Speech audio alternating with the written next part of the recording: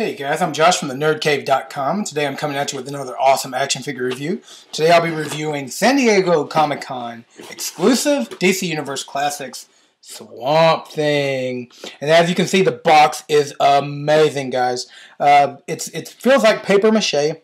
It's really big. This is a 9-inch figure, and it's highly articulated. It's a very cool figure. It has a really cool design where you can't see the joints, and that's my favorite part about it, and we'll get to that in the review.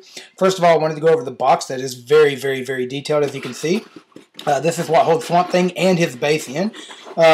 Before you ask, a lot of people ask, can you use it as a mask? I suppose that you could if you wanted to tie a string or something like that around it and cut this part out, because it is hollow if you do it right, if you take it apart and pull Swamp Thing himself out of it. Now the eyes on the paper mache box are actually a portion that holds Swamp Thing and his base in, and I'll show you that really fast before we get to the figure itself. Yep, as you can see, the red base that holds Swamp Thing in, which is removable, is the eyes of the box. So let's get to the figure itself. San Diego Comic-Con DC Universe Classic Swamp Thing, one of my favorite figures. As I said, he stands in a whopping 9 inches tall. Here he is. He's very detailed. He looks awesome. He's a lot of people ask, and you know, it was one of the first things that I asked when I saw this figure. What is he made of?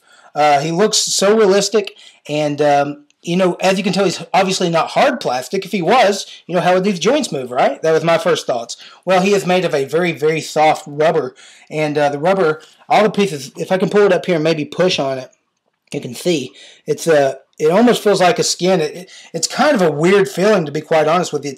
It's slimy and soft in the same aspect, but it's very cool, and it does enable a very good-looking figure. Let me go over a little bit of the articulation, and then I'll go over some detail, and then I'll tell you what I think of the figure. As far as articulation goes, his head does turn in a full 360. His arms do also. Yep, full 360. He does have a snap-jointed elbow. Up. And something else, his wrists, as you can see, his fingers, and this gives you another idea what it's made of. They do not have plastic under them, so he does not have any wrist articulation whatsoever. Something that was surprising to me when I got this figure, not only does the elbow joint move, as I showed you, with the pop, and he does go in full 360, but he does have in and out arms, which enables some really awesome, you know, arm spread poses, as you can see right there. Very cool posability on this guy. His legs are much of the same. We have up and down as well as out. Again, a surprising out. Now that does kind of make it weird, but you know, it does enable some very wide stances. I prefer to leave them closed because I think the figure looks a lot better with them closed. With that being said, the ankle joints also do have a snap joint up and down. See if I can get it better on camera here. As you can see, and you can probably hear, which is crazy, which is awesome.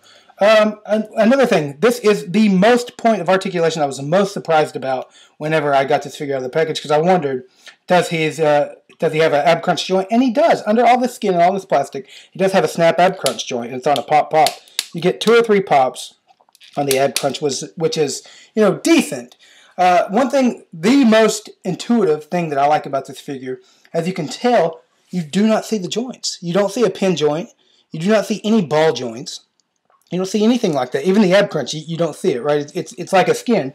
And this rubber that Swamp Thing is made out of acts just like a skin that goes over him, and it hides all the joints. I think that enables an awesome looking figure with decent articulation. I'll be honest, my only negative with this figure is the articulation. However, I think they did have to sacrifice a little bit of that articulation to get this design where you can't see the joints, and to make it more detailed. But they did a really good job on making a great mixture of good enough articulation with awesome detail. Let's go over a little bit of the detail here. As you can see, Swampy's got some really cool face sculpt. He's got vines all over him. He's got these awesome flowers on him, you know, which are a little, I think a lot of people were complaining because they look a little feminine. But, you know, I think it looks good. It matches the figure. It's not bad at all. The thing I like is his back sculpt. all these roots and these big giant the way it's encased with a little bit of the green, the paint apps. It just made it look really real. And down here, if you can see, it's like moss. They have it look. It looks like moss all over them. But yeah, this figure is one of my favorites. He does feel a little weird, like I said, but the skin enables a really awesome looking figure to make more realism without having to see the joints, anything enclosed. The sculpt's really amazing. And with all that being said, as you can tell, I really like the figure. I think everybody that's ever owned him likes him. He stands up very well. His articulation is decent enough. That's the only point that I could complain about. If this wasn't enough, and the box is really cool, they throw in an awesome base for Swampy. Swamp Thing comes with a base that's equally as well as painted. The paint applications are amazing. They've did a lot of shading on there. As you can tell, they've painted it to look realistic, as to be a perfect base for Swamp Thing. As you can see, there's a skull right there, and some remnants of bones and stuff right there, as well as a log. And I like how they did the paint applications to make the log look, really old, and it looks as if it may have fallen off of this tree and just be the remnants of an old tree. And there's a little peg right there that fits in the bottom of Swamp Thing's foot, and he does stand quite well on it. He looks good displayed. Now, the San Diego Comic-Con version of this came with a little Unman from the comic book. I do not have that, as this is the after order of the DC Universe Classics. Now, I think this guy sells for around $50 on eBay right now. I'm not sure if I would pay $50 for him, but at the retail price, if you can pick him up for the retail price of around $25, he's definitely worth it.